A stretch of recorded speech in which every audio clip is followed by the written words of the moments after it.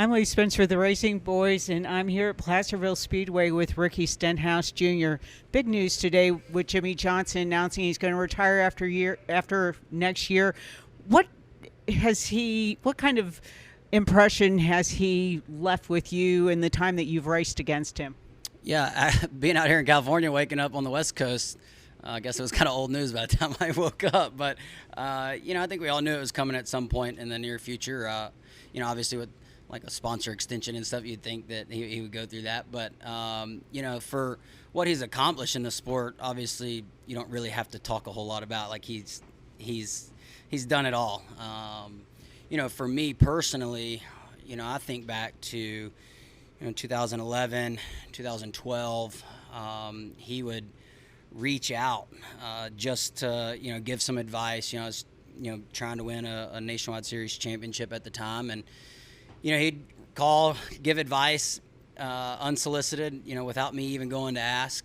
My first Cup start in 2011, he went out really early in qualifying. And I think the go-or-go-homers at the time went out, and at the end. And, I'm getting ready to go, and here he comes walking back out in street clothes just to kind of give me advice on my first Cup start at Charlotte and qualifying. And so I think that just kind of shows what kind of, driver and how he is off the racetrack and what he does for this sport and the people he cares about. So for me, it was huge. And, 2012, we were pretty far ways back in the championship, coming down the stretch. And, he's like, hey, just, kind of stick to what you know. Continue to plug away. It's never over. And then, we ended up coming from behind and winning the championship that year. And, for me and my career, it's pretty cool that a seven-time champ would, reach out like that.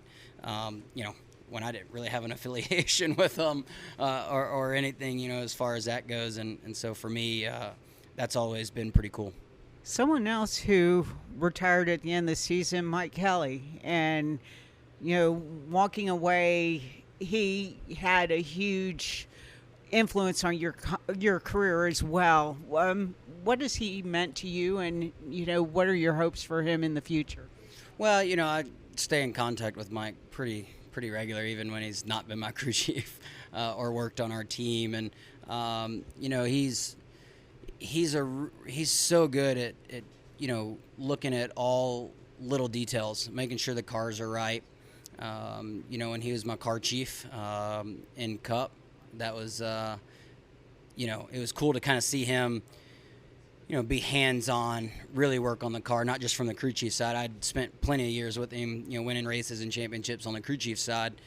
But to see, I heard about him, car chief and Kurt's championships and being with Jimmy Finning and what all he learned there. And then, to see that applied when he was our car chief on the Cup side was pretty cool. So, looking, for Mike ahead, I know he still wants to do stuff in this sport, and all he knows is racing. So he was, another one of us that got shifted with everything going on at our old team. So it's pretty interesting, kind of what's kind of all gone on, I feel like. But all in all, I think he will, continue to do stuff in the sport and continue to do really good things.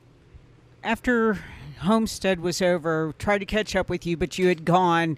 How bittersweet was that moment when the only thing you've ever really known in the Cup Series is driving the number 17 Ford? Yeah, I don't know. I'm probably never too sentimental about the things that I do. I get happy for other people, I feel like. But for me, it was... obviously I was talking to Jack, before the race, and he's like, I hope we haven't, really lost respect for, each other. I was like, hey, not at all. I would never be in this position to do this for a living, not only myself, but then, to have a World of Outlaw sprint car team and, employ people, along those lines. And so I'm very thankful for everything that we were able to accomplish together and do. I wish we would have been able to do more. It was cool to get him back in victory lane a couple times in 2017, and that meant a lot to me. And, he was used to going to victory lane so often, for so long in the Cup Series, and it sucked that we weren't able to, continue that like we did on the Xfinity side. Things just didn't seem to progress really very well for us. So it sucked, but you know what? I'm really looking forward to the future. I love the family atmosphere, and hanging out with Tad and Jody and Ernie and everybody over there. It's been a short while since we've kind of been together, obviously, but I feel really good things can come out of it, and what they've built over there. So looking forward to that as well. Do you know who your crew chief's going to be yet? We're really, really close to finishing that up. So hopefully, I don't know, maybe by the end of this week or next week we can.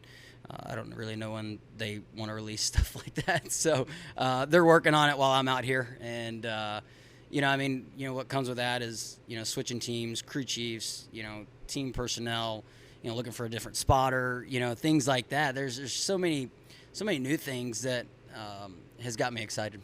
Have you selected a spotter yet? No, I'm still doing that as well. So, listening to, other people's spot, and listening to races, talking to them. I met with, 3 of them down in Homestead, just talk, get their background. I've only had 2 spotters my whole career. So, I think that's pretty important. Obviously, Herm and I did so many things on the speedways together, and, he knew exactly what I wanted. And, it's kind of trying to find a guy that you want to listen to, for one.